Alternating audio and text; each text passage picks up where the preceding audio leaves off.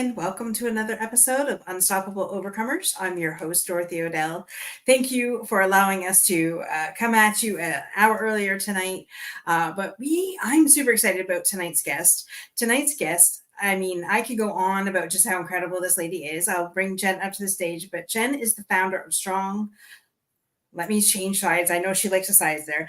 Founder of Strong Foundations Coaching and Consulting, LLC, where she leverages over 27 years of expertise in leadership, communication, coaching, and training to empower individuals and organizations. Welcome to the show, Jen. Thanks, Dorothy. It's so good to be back here with you today. It's been a long time. It has been. I know Jen's been on the show a couple times, not only speaking about her business, but also with our friend Dr. Christy, who we've had a couple Would You Rather fun shows. Those were fun. We'll have to do that eventually. But right now we got a hot topic coming to you tonight. And Jen is actually, I don't know if I should say the word brains, but that's what it is. Jen is the brains and the woman behind this amazing book. Let me get this out here. Bringing New Words to Your Body Conversation. So Jen is, like I said, the one that put this all together. So I just want to ask Jen, share, for those of you people that have never seen you on here before, share a little bit about, just who Jen Zahari really is. Because you're more than just a coach and you're more than just a leader. So you said we only have an hour, Dorothy. Yes, we only have an hour. So for sake of that question, in combination with the book, I'm going to keep it kind of in that lines, if that works. Sure. So guys, I am passionate about people, we as individuals igniting other people and helping light other people up and helping other people find their good about them. And in my journey encompassed quite the story as it relates to body and weight and body image, especially in my littlest years. And as I dropped all the weight, and I never really changed my mind about the weight for decades, well over a decade. And over that time, year over year, as I was in this new body and I saw me in this past body, right? I also had the opportunity to talk to a lot of people. And Dorothy, I saw this continuous pattern of hurt that we have about our bodies. Mm-hmm. And it was probably after cancer, before 40, before I started my coaching company, I actually attempted to bring this book to life. And I really believe that everything happens for reason and purpose. And it was so big on my heart, not just for my journey, but just for how many tears I saw and heard shed in this powering conversation. But then I kind of tabled it, got my coaching company going. And then I met our business group, and the stars aligned that it was time to bring it back to life. So. And this, I have to say, this has been a journey. I mean, it's since meeting Jen and being in that group and meeting all these amazing ladies. I know I say this every single time. My life completely changed when I met Jen, and Jen brought me into this group. And I do this one. Tell you the truth, the one conversation I never talked about was my body image, my weight, or anything like that. I never wanted to talk about it publicly. And so Jen, of course, put the challenge down. Let's have that conversation. And I'm just like, no. And yet here we are today. Yeah. Well, it unfortunately brings a lot of shame to a lot of us, Dorothy, and so much vulnerability behind the bodies, right? And it's unfortunate, but when we think of society, and this hurts my heart to say, but I think from a bigger society perspective, there's a right way to look, right? Yeah. And in that right way to look, we don't always recognize what it causes other people in if they feel like they don't look right based on society standards, which is why it's so hard for people to talk about. 100%.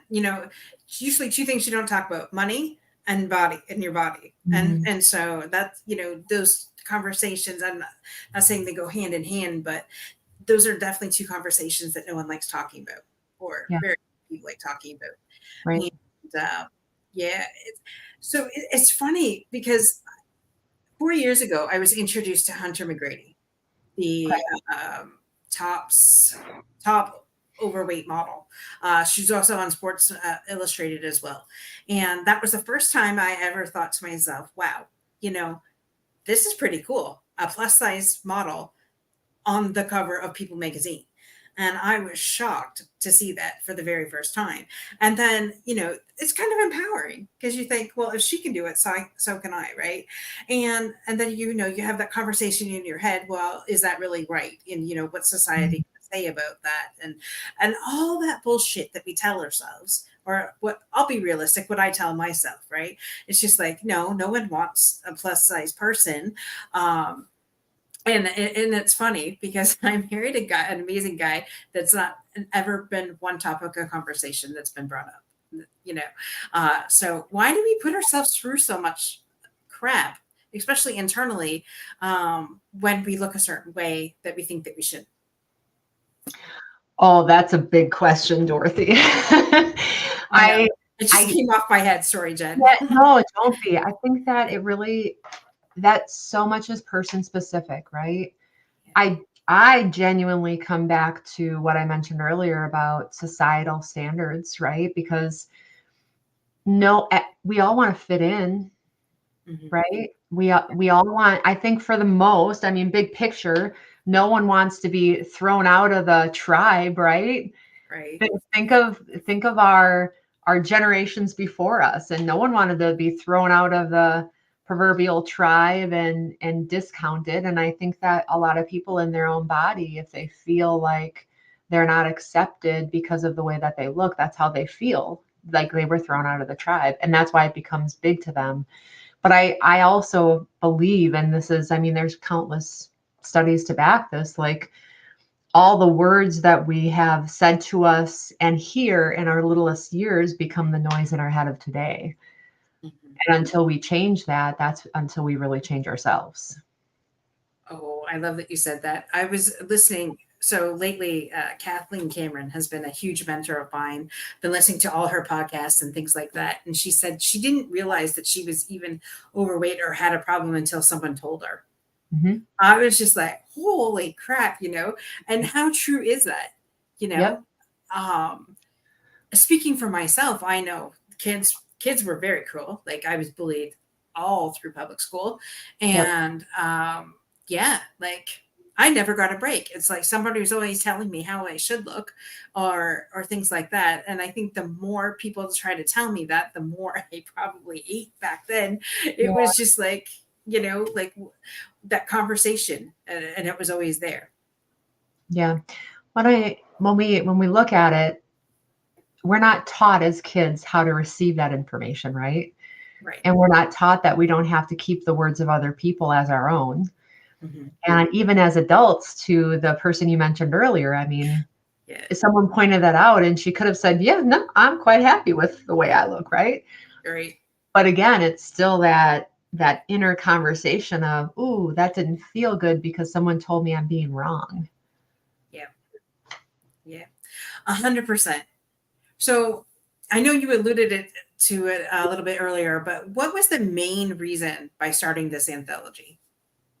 Hands down, it was because I wanted to bring acceptance for every person in what they feel. I wanted to bring normalization of the fact that millions of people feel the way that you and I have felt or do feel at times, right? Mhm. I wanted to bring the facts, and this one's been ever evolving. And I do think you mentioned it earlier. Um, what the audience doesn't know yet, you're going to know now, is from the time that I brought this to the group until we actually brought it to fruition, it was about 2 years. Yeah. And I genuinely believe that things happen for a reason. And there were two reasons. There were two people that were meant to be in this book that I didn't ask initially. And there were some life things I had to go through that gave me an even deeper perspective on why this book was so important. And the life journey that we all go through, that if we could just normalize a little bit, and if people could hear other people's stories, and if people could hear other people's journeys, and if people could hear other people's, here's how I got my, can I swear on the show? Is that okay? Go ahead. If people can hear, here's how I got my ass out of it, and here's how you can, it can give them people to resonate with. But Dorothy, I don't like seeing people hurting. And when every time that I talk to anyone about this conversation, I can't tell you how many tears are shed in client conversations and people conversations. And we shouldn't cry about our body, right? Right. It's okay if we want to change our body. It's okay if we want to grow and lose weight or gain weight or whatever that story is for you. Mm-hmm. But we should love our body no matter what. 100%. 100%. And I know that there's been times that I have not. Honestly, I will honestly say that. Like, I couldn't even look in the mirror a couple of times because I'm like, no, I just don't even want to deal with this shit right now. But then, being on every weight loss journey known to me and still coming out the other side of just like, oh, and Jen always, if you know Jen always says, well, you have a choice. We always have a choice. That's Jen's line. So you can choose to do whatever you want, but just stick with that choice. Yeah. And so if you know Jen, that is Jen's favorite line to come back at you with. Well, if we give up our power to choose, we just gave up, right? If we say this isn't my choice, that I'm like this, right, then we just gave up the power to change it. Essentially, you said something really important, Dorothy, and I'll come back to it. I remember it was probably, I don't know, I'm horrible about timelines, so I'll just go off the cuff here, probably mid-30s, maybe early 30s. It was before cancer. And I was looking in the mirror one day, and I was probably at one of my smallest. I was probably between 140 and 160 at the time. And literally, I said something to my husband, and he said, that's always your center of focus. And my center of focus always went to my midsection. And my biggest weight at 305 and my littlest weight at 140, I always only saw whatever wasn't right with my midsection. And I think that that's what people see, right? Like we have a tendency to look for certain things in life, and we activate certain parts of our brain when we do that. And he pointed that out, and it was like, oh, holy crap. All I'm seeing is this flaw, what I see to be a flaw, instead of how toned I was at the time and how many other good things I had going on. Right. And that's the opportunity that we have to point out to other people and themselves. That takes a strong band to say that to you. Yep. Way to go, Joel. Yeah. You gotta love that, right? And and I know they do it in love. And oh my gosh, yeah, 100%. Like, I know both of our husbands would never intentionally say anything to hurt us, for sure. And I know that's not the case with other women out there, or even other men. Because I know men struggle with this too. I've had a couple male friends that have had weight loss surgery because they just couldn't, get the weight off, and they didn't feel desirable or worthy either. And so it's not just a female conversation; it's a male conversation as well. Well, and Dorothy, thank you for bringing that up. First of all, I will say, for my husband, just dialing that back for a second, I don't stay in my own shit, so he knows he better bump me out of my own shit if I'm in my shit. So, I mean, that's how accountable we have to be for one another, right? Like, exactly. If we have people that are going to help us redirect when we need to. Anyway, bigger conversation for the book, though. My goal is that in the months and years to come, as this book series evolves, that we have a male version. And perhaps even one of the books in the series that encompass both men and female, because this isn't a one person, one type, one age conversation. The body conversation, I genuinely, from my own experiences with my own clients, I have worked with people across both genders, across all nationalities, and across all ages that struggle with body or body conversation.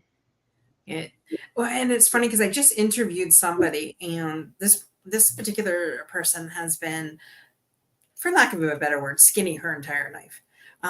Small, I guess you would say. I don't know the proper terms. Forgive me, but um, and she got body shamed the opposite of being overweight, and so it's just like it seems like society just doesn't give a shit, and they just whatever they think is okay in that moment to accept, right? So whether you're big, small, in between, it doesn't matter. They're going to bitch about stretch marks or something. Anyways, it's just it floors me at the conversations that I've been having of it affects everybody. Um, Yep. and so I love what you're doing. I love the movement that you're creating, and especially for teens. I know in when I was a teenager, I wish I would have had somebody that I could have talked to. I Yep. hid everything from my parents, never told my parents anything because I mean they were battling enough crap as it was. They had what do you call issues, health issues their entire lives, or my entire life it seemed. So I didn't want to burden them with my stuff, right? So, come get bullied, come home, go to my room and sit in there. And I just did I call it a TED talk. It's not really a TED talk. I talked at a presentation last week and was saying, signs to look for in your teenager when, they're being withdrawn and stuff and something may be wrong. And it could be, this conversation. And so they were like, yeah. So I think even bringing a teen version of the anthology would be cool too. Yeah. Yes, at some point that is my goal. Yes. So, That one will probably come later just because it takes a little bit more. But I would love to see that. You actually just reminded me. Yeah. There's so much that we can do to help teens. And you said also something very important, and I think it's important to mention is this series is not about weight loss. Yeah. This is not, because we absolutely have some of the authors in the chapters that it more is on the body dysmorphia side of things, or the lower body weight that needs to gain weight. Like, this is a body conversation, not a weight conversation. Yeah. And there's so many people struggling with that. So I can't wait for people to get their copies and listen to what some of these incredible women have endured and gone through and how they overcame that. Yeah. So, Dorothy, I genuinely believe, as hard as it is at times, I genuinely believe that if we can weather the storm at times, everything that we have the chance to dance through just makes us stronger. And every dance that we're in allows us to take ourselves to the next level, to be even more ready and sail through more easily on the next storm, right? Because then we know how. yeah. We know, like, oh, I've been here before. I can handle this one. Yep. And whatever you don't learn the lesson the first time, it will come back around. So don't fear. Never fear. It will come back around. It's going to keep coming around until you learn your lesson. Yep, that's true. It's very true. That is so funny. So what would you say was your favorite part about putting this project together? My favorite part of putting the project together. Oh, that's a big question. I would tell you there's a couple. First, by far, just and anyone who knows me knows I'm hyper independent. I just, it's who I am. Not Jen. Being able to collaborate with this amazing group of women and being able to put something together with a community has been integral for me. I mean, there's something to be said for when you put a group of people together and you can do things as a collaborative. Mm-hmm. And really, again, it changes even a whole nother conversation for many of us. Like, many people like me, I'm an independent person. Yeah. So when you actually have that opportunity to build community into the work that you're doing, it's pretty cool, especially as a business owner in the work that I do. And secondly, it was super cathartic. Like, there were some things that I thought that I was way past, and it almost brought the newest layer of healing in my own journey of my own body conversation. And the listeners don't know, but during this 2-year span of time, I also had a stroke and also had heart surgery.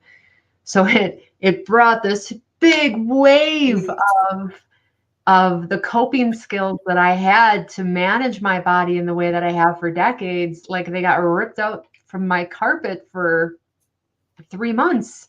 Yeah. And again, in hindsight, it was the best thing that could have happened because it gave me a whole new layer of healing and a whole new layer of comfort in just who I am and how I show up. Right. I love that. And you said something so, so rich. Um, I've not typically one to ask for help, so I get it when you're trying to bring, especially 10 strong, amazing women together. And it's just, it will bring you to your next level. Trust me. And it's all good. I mean, it's all Yeah, wonderful. And everybody has their own way of doing things, but coming together, I would have to say that it was fun, especially yesterday when we launched the book. All of us in the group going, hey, talk to somebody else, hey, sold another one. And it was just building momentum. Not I mean, obviously sales are great, but it's the people that we want to impact. So we don't think of it as sales, we think of how many people we can help change, right? Or help, not change, but help, what's the word I'm support, looking, support. Thank you. being, Yes. yeah, all of it. All of that. And so that was pretty cool yesterday. Like normally I refuse to work on Sundays and I don't even have my phone on me, but I'm like, oh, I gotta be here and I gotta do this. And it wasn't work. It was just, it was great. And just reposting different things and just seeing the momentum that we all got. And by being there for each other. I mean, we're there Agreed. Saturday mornings but this, I think, just brought it to a whole other level. Yeah, Dorothy, we're in full agreement. And again, you said it perfectly. It builds the momentum of being able to make even a greater good, a greater impact on society, right? Right. So, yeah. 100%. So I'm gonna ask you, because you built something else too within the book. You've built, like you said, the community. So do you Mhm. want to talk a little bit about the community that you've added to go along with this book? Yeah, and I'm so excited about it. It's amazing how things happen because I didn't expect to bring that out on the same day as the book. And once I took a step back and looked in, I'm like, well, it just makes sense to launch it all together. So again, around the conversation of collaboration, connection, unification, no one feeling alone on this journey, and just people having other people to just be in the conversation of body with. I launched yourbodyconversation.com. And in that membership program, well, part of it is the house for all the book series, the anthology book series. It'll also house all the author stories, biographies and things. So if people want to learn more about the authors, but the other side of it is a community membership program. And in that community membership program, there's a couple things. Some of it will come out later, but the initial phase is a monthly Zoom room that, as a community, everyone can pop in and essentially network with other people that are in the same body conversation. Think a networking organization for body conversation, basically. Ooh. Right? Yeah. Ooh. Yeah.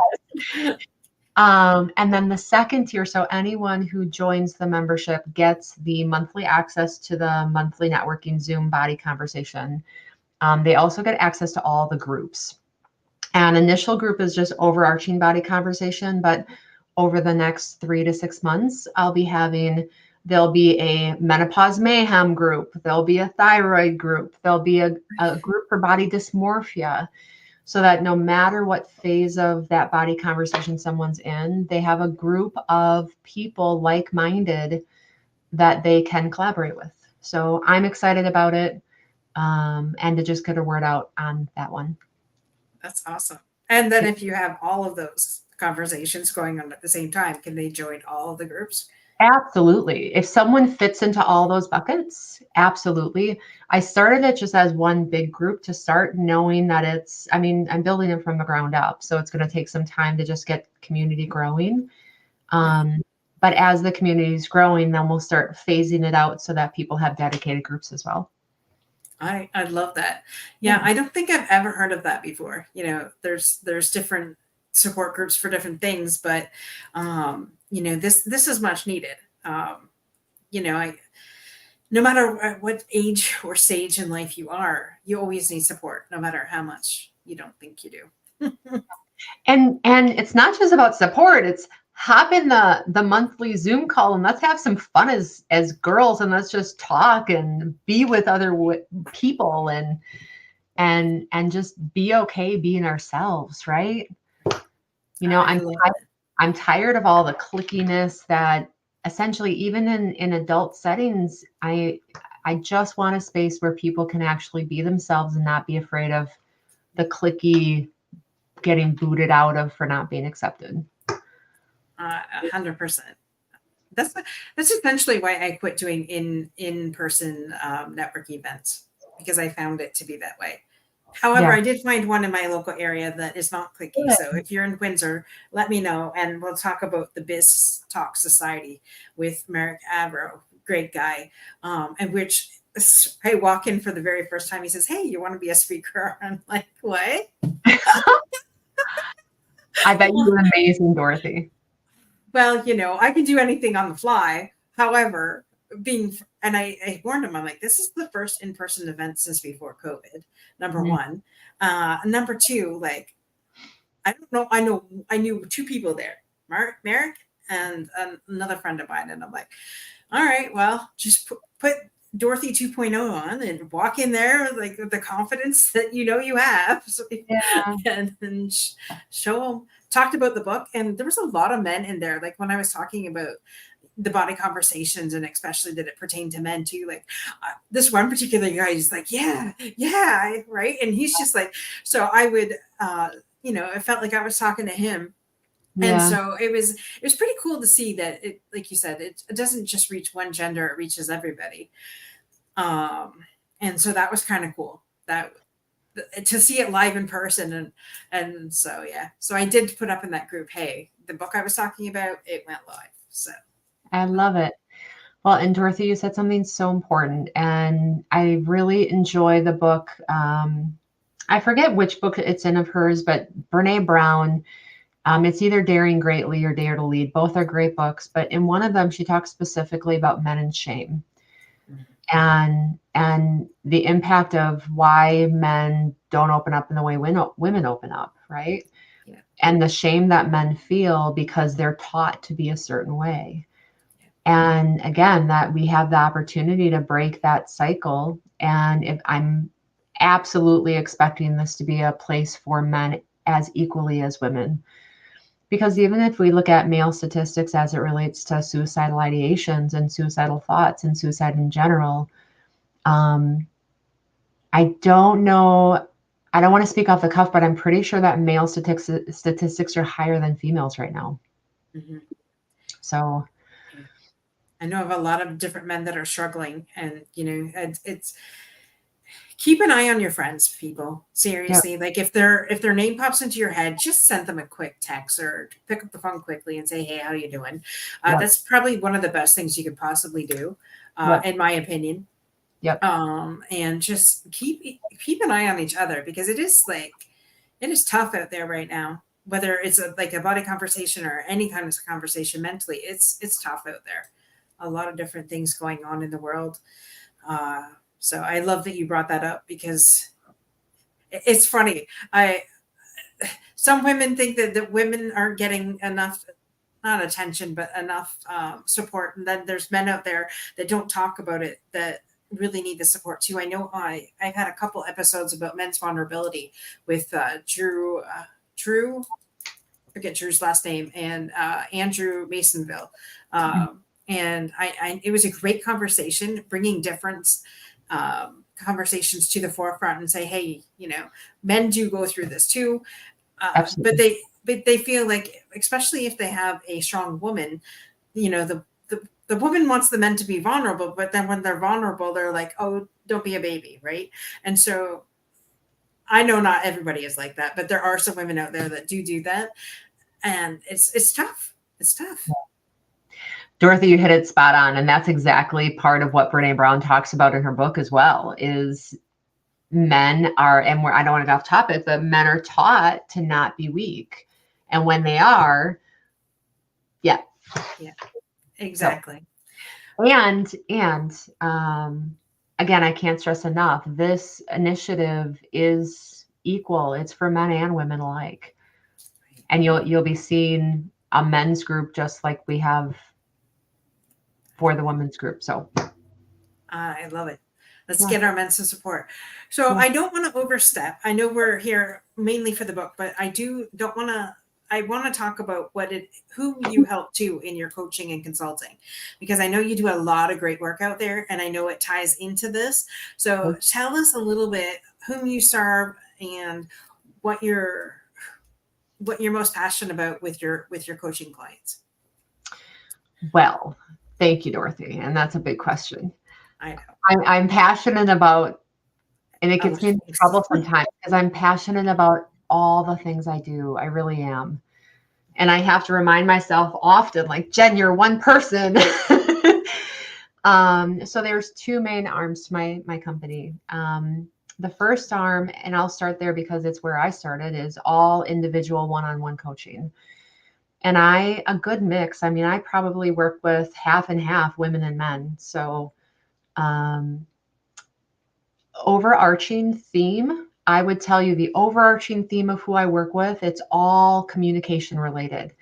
What I mean by that is everything is about communication, whether it be internal communication, and that can encompass body conversation, weight conversation, anxiety, mindset, relationships, career, kids conversations, right? Every single one of those.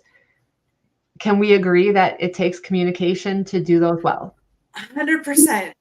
And when you suck at communication, speaking for myself, it really, I mean, getting a hell of a lot better, but you're right. It all starts with communication. It does. If you get really, really, really good at communicating with yourself first, right? Because we have to love ourselves and take care of ourselves and take care of our mind and take care of our body. And you get really, really, really good at that. Then you can get really, really, really good at communicating with all those other people in your life. So that's kind of part one. Again, as you could hear, across all different dynamics of life. And then the second part of what I do on coaching and consulting side is I work with companies in the same genre. Like my whole scope is I do a lot of workshops that encompass different aspects of communication, from overall communication to stress and anxiety to change and change management. But then I also brought in a coaching model for businesses who want to offer coaching support to their employees.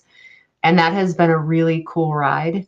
And it's helped bridge a lot of gaps between leaders and employees and help really, I'm of the mind, and I'm probably going to get blasted for this, but I'm of the mind that there aren't as many bad bosses and toxic workplaces as we think there are. There's just a lot of really shitty communications within workplaces. And if we can fix the shitty communication in workplaces, we can actually resolve a lot of those leader and employee gaps. Not to say that sometimes people treat each other wrong. And I do not at all condone people who treat each other poorly. If you knew me, you would understand that that's not who I am. Exactly. But I do absolutely believe in giving people a chance to change.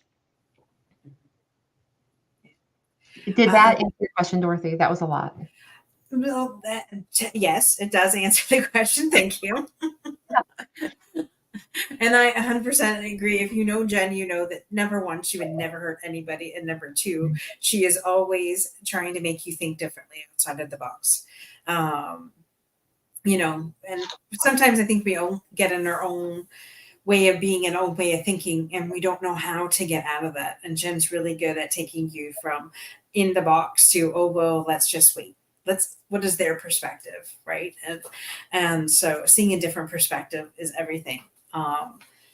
And communication is key. And when a place of work does not have communication, it is highly ineffective all the way down.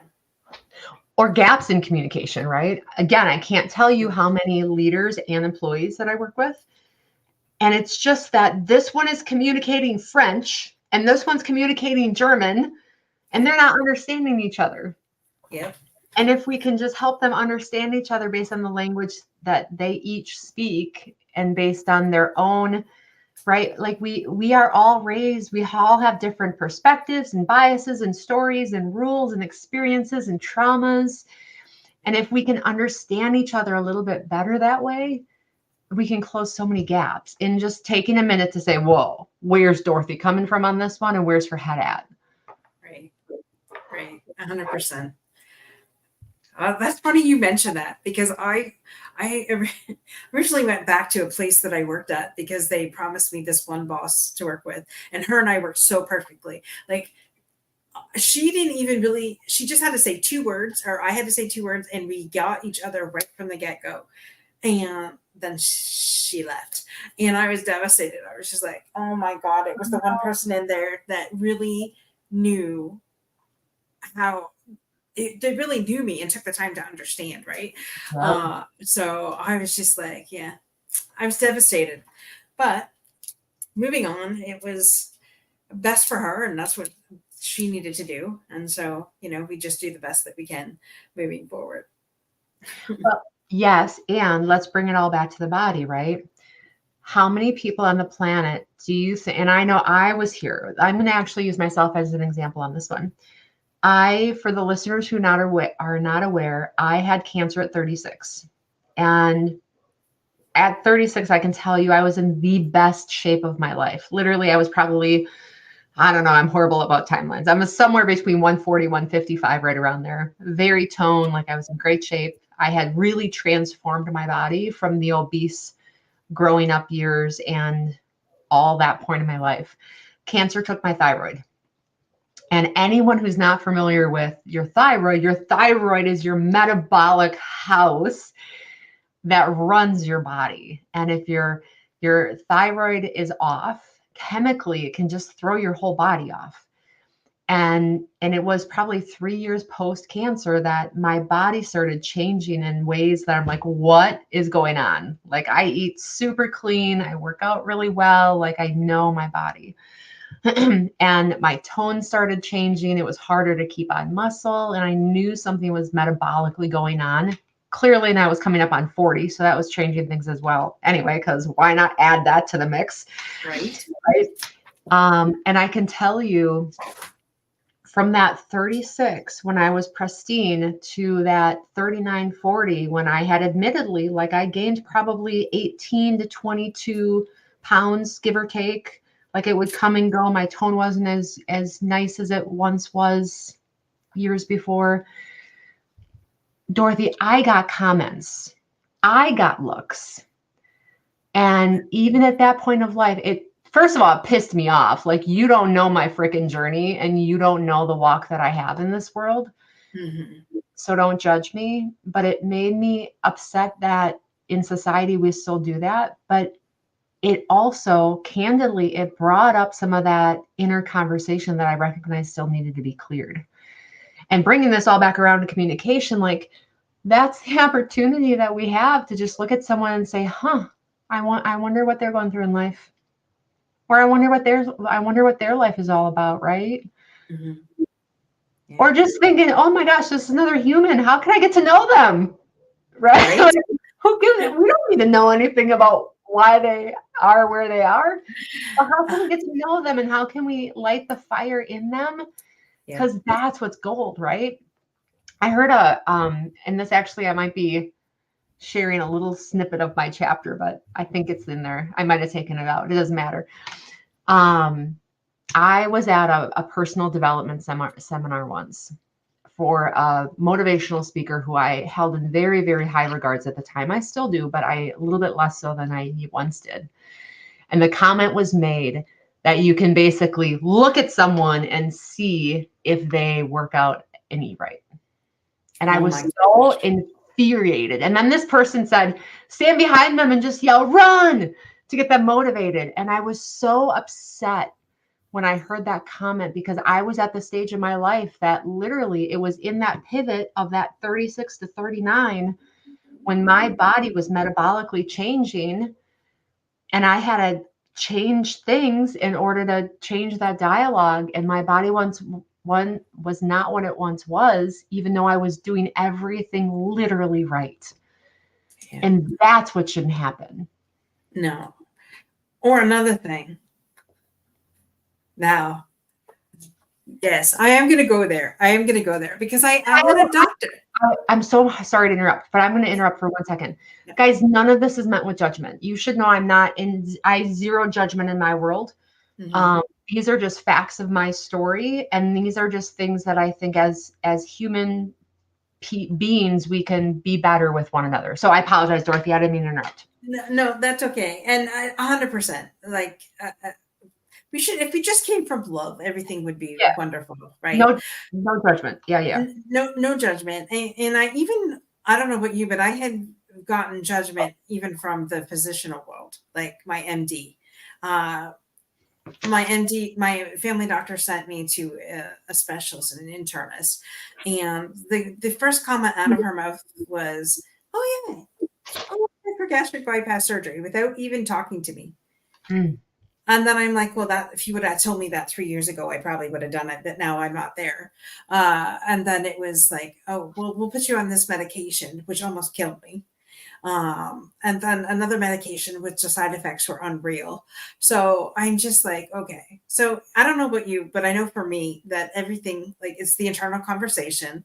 If we heal from the inside out, then the weight's going to come off.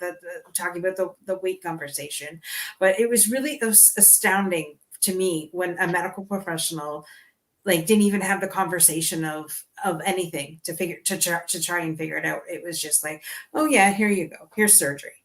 I'll write you a thing for surgery. And I was just like, wow.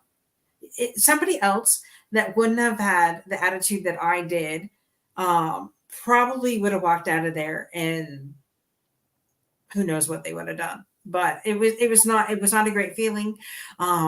I was depressed a little bit after that. I was just like, you don't even know me. You didn't even ask any questions.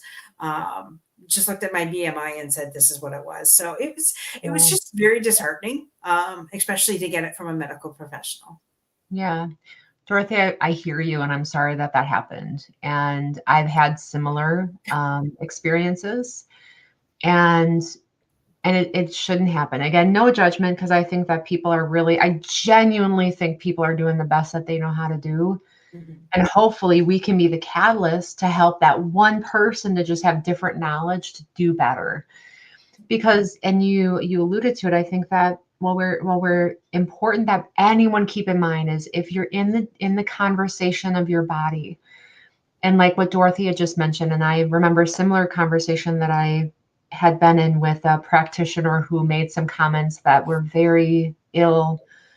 And I know, again, I don't believe that there was any malice intent, but I think that anyway, we have the opportunity to just take a step back and say, do you recognize for someone who isn't as mentally strong as I am, what that comment could have done to that person? Yeah. And I think for every one of us who feel of strong mind and emotions, we can have that conversation to say, this is the impact you might make if you make that comment to someone who's not as strong as I am, right? Yeah. I can tell you, and for anyone listening, if you go to the doctor, I can tell you, I always refuse weighing in when I go to the doctor. I don't weigh in. They always step on the scale. I'm like, no, thanks. Unless it's medically necessary. No, I weigh in on my weigh-in days, and I have a very healthy relationship with my body for the most. We all have like moments that come in, but that's human nature. That's human brain. Right. But that's one of the things that I do to stay stable. Like I have my weigh-in days and I don't weigh outside of my weigh-in days. That's it. Yeah. And you can do that. You have permission to do that. You're not medically required to do a weigh-in every time you go to the doctor. But the other things that I think that it's important people to keep in mind as you look at this body conversation in whole is getting really clear on what your current body conversation is and what you want it to be. That want it to be is really, really, really important. Because if you're not giving yourself the structure to say, here's where I want to believe, your brain's like, where do we go? Where do we go? And then it's going to find a way, and you're probably not going to like the way that you find.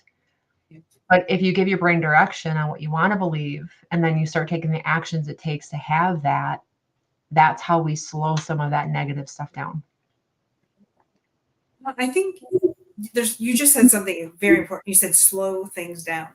We're in a society where everything's now, do. We don't take care of ourselves the way we should.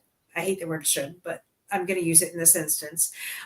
We don't, you know, we work all kinds of hours, then come home, take care of the family. And as parents, especially if you have young ones, I get that it's necessary at certain times. However, speaking for myself, I never took the time to actually sit down and listen to my inner conversations all the time, right? It was just like, yeah, I kind of avoided that. So I didn't have to try and fix anything because I didn't take the time to sit down and really, uh, back then I didn't meditate. I didn't journal. I didn't do any of those things. I didn't want to slow my brain down enough to hear what my body was actually telling me. Mm, And so I think it's important to find that time and really, like you said, find out what your body conversation is, yeah. so that you could either change it or however you want to, like if it's a negative one, turn it to positive. If it's positive, then maybe help somebody else with theirs. Yeah. Or strengthen your own, right? And Yeah. and that's the other thing, and you said it, and I work with clients on this all the time. And I'm grateful that I've had such a strong routine for so many decades now. I'm gonna age myself. I've been in my gym literally, or in working out in some way, shape, or form since my early 20s. Like, I'm so regimented. And of course I take my little breaks because our bodies need that. But it's almost like it would be weird for me if when I had heart surgery, it was really, really, really odd. Like, that was 3 months of not being able to do my fitness routine was like the hardest thing because I was so second nature to me. But my point is that if you're starting on that journey, it can be small, incremental little shifts, right? It can just be 5 minutes a day, just 5 minutes a day. Recognize where you want your mind to start going. Just 5 minutes a day, start loving on yourself. Just 5 minutes a day, start moving if you want to move more. Again, whatever your goals are, no judgment here, right? But aligning what those are for you and then making small steps to get there. But you 100%. and yeah, you said something important as well. Again, Dorothy, you have this habit of dropping little gold that allows me, you're like teeing me up beautifully. Um, and I forget who originally said it. I think it was in the book Lean In, and I forget who wrote the book. Sheryl Sandberg, I think, wrote the book. But she made a statement in there, and I've heard it many times since. It is that you put on your own oxygen mask first, right? And if you're in that situation, my son's all grown up, and so like he's flown the coop, right? Well, he's back in the coop now, but he's all grown up. But nonetheless, like, we have to put our own oxygen on first. And in order to be optimal for ourselves and our families and our career and our kids, we have to do those little steps to put our own oxygen mask on so we can be our best for everybody else. 100%. Yes. And if you're a recovering people pleaser, that is extremely hard, but you got to find a way to do it. I'm just, that's a whole other conversation, but I just put that out there because that was historically who I was. And I would take care of everybody else but myself. And because that was the conversation I had in my head, well, I got to take care of everybody else. And then if there's any time left over, then I'll do that.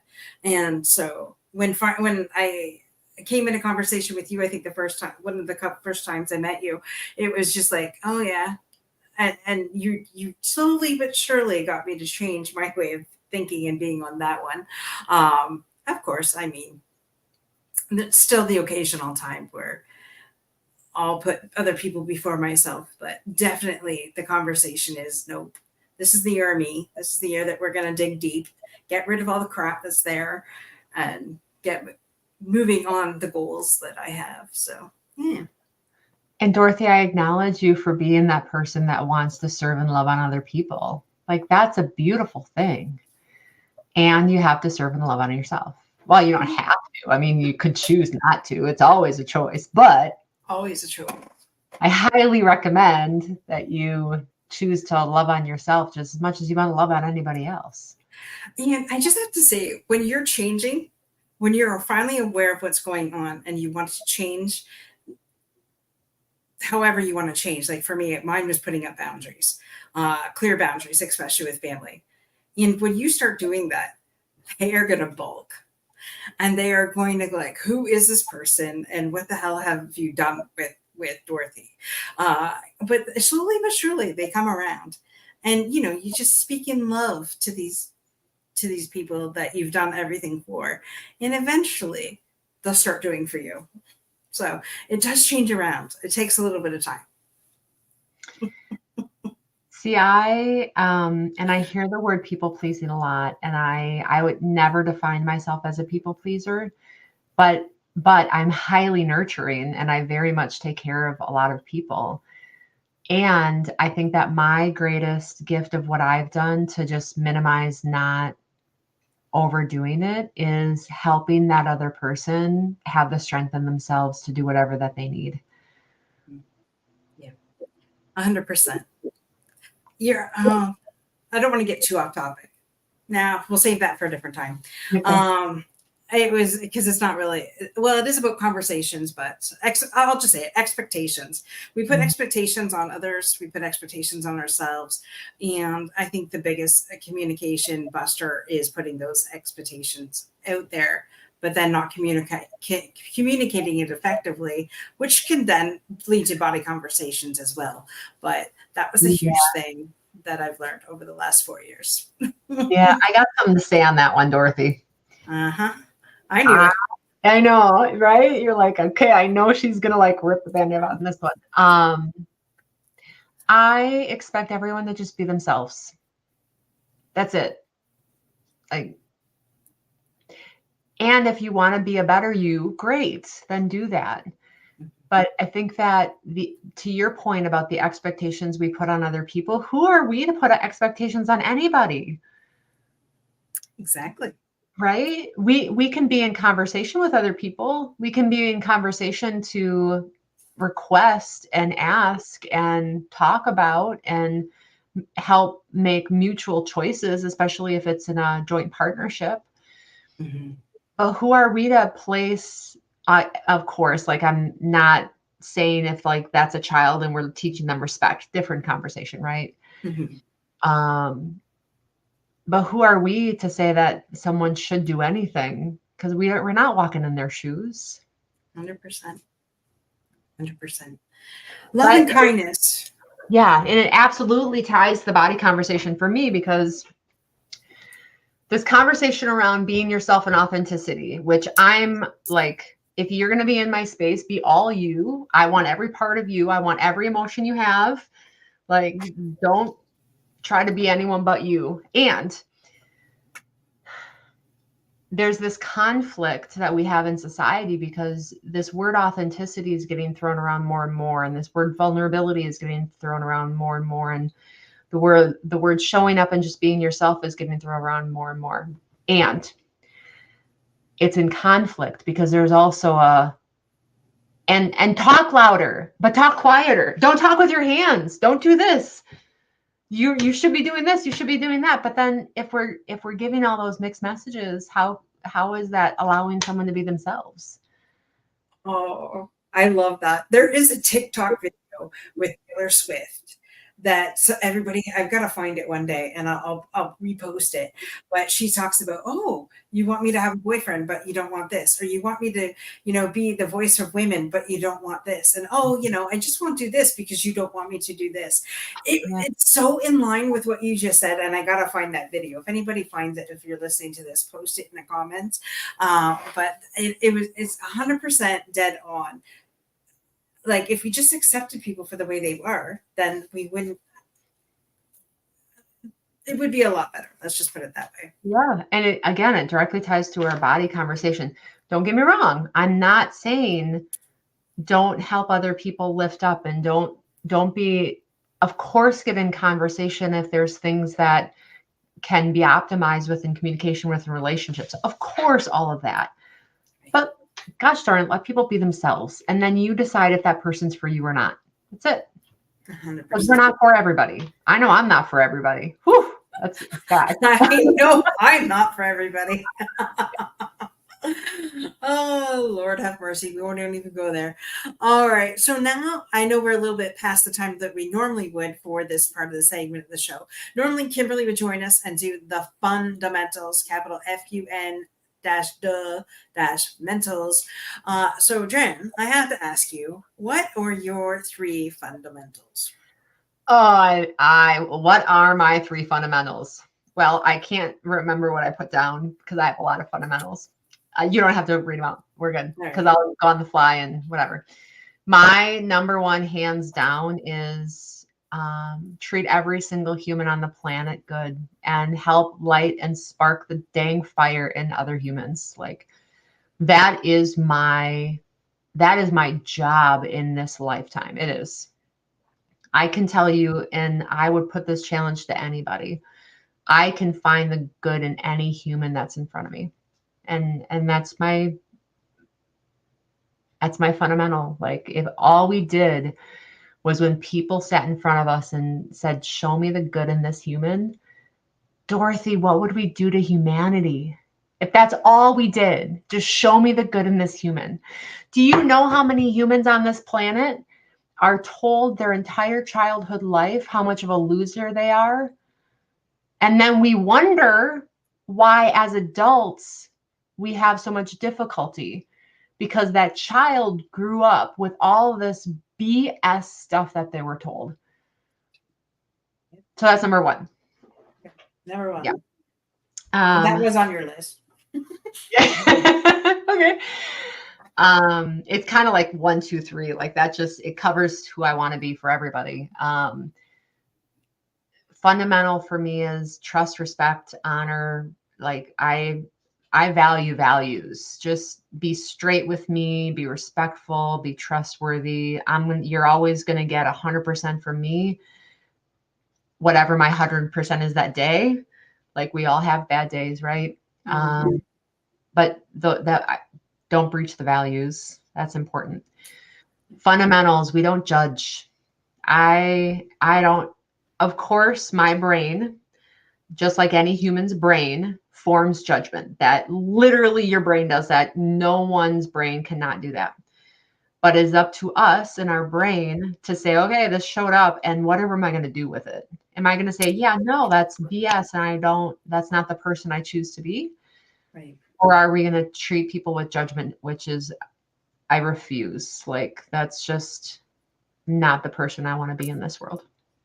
Right. And build community. I'm all about helping bring all kinds of people together so we can just lift each other up. I love that.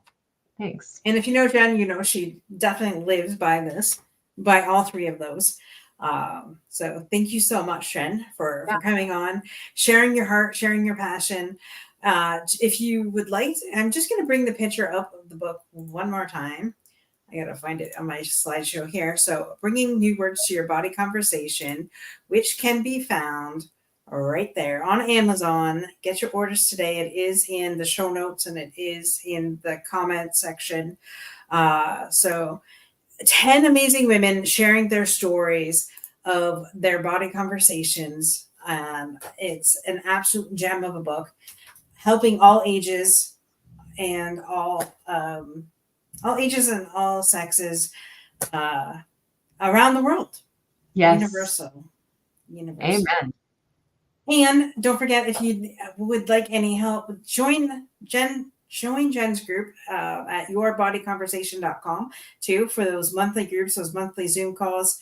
And if you have interest in finding out more about her coaching, go to jenzahari.com. Go check her out. She's amazing. I promise you won't be disappointed. This woman is amazing and brings her heart and soul into every person that she works with. Thanks for that, Dorothy. And thanks for having me. It was great to be back on here today. And you made my day for being here. Like I needed this today. So thank you. Everybody wants a little Dorothy. That's in their life. Everybody needs a little bit of Dorothy in their life. I'd agree with that statement. I'd agree. Any last words for our guests before we completely wrap this up, ma'am? Just be good to yourself and be good to one another. That's it. If that's all we did was be good to ourselves and be good to one another, we would make massive change in the world. I love that. Yeah. I love that. Be kind, show love, be unstoppable in all that you do, and same time, same channel next week. Bye for now, Thanks, guys. everyone. Have a good day.